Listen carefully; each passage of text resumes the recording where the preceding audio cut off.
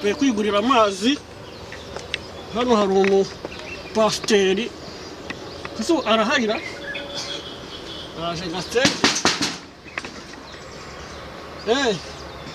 ikari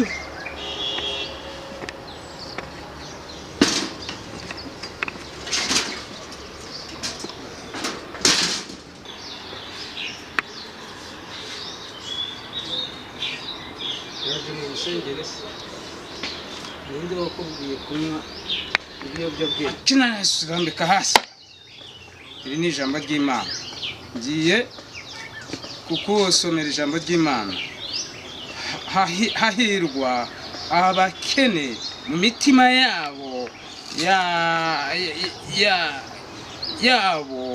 kuko ubwami bwo mu ijuru buri hafi yaho. Kwakira Yesu ibingibi ni ibiyobyabwenge ntuzongere kubisomaho. N'amazi nanywaga. Oya, ibi ni ibiyobyabwenge wanywaga. Ari utuzi. Ibi ni ibiyobyabwenge uri kunywa kirazira niba ushaka kuzajya mu ijuru kirazira kunywa ibiyobyabwenge. Ntabwo abana b'Imana banywa ibiyobyabwenge. Ariko inzego ari utuzi. Oya ntabwo ari amazi aya ngaya. Ni ikiyobyabwenge ntuzongere gusoma.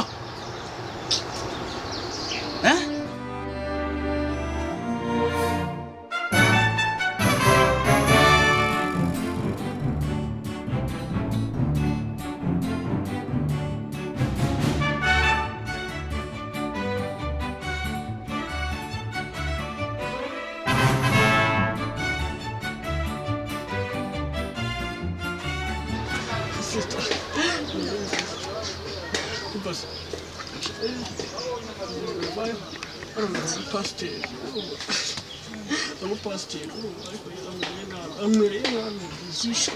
ariko tujyana urebe ibyo ushaka niba yigiye nanjye byacatse niba pasiteri niba afite imana simbizi ntabwo naje reka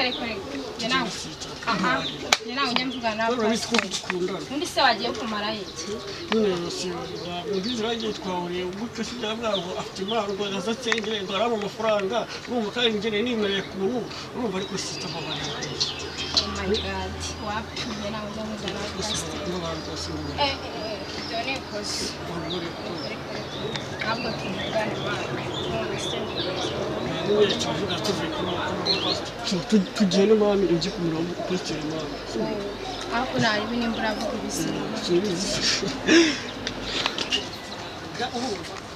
nta kibazo ugiye kuvuga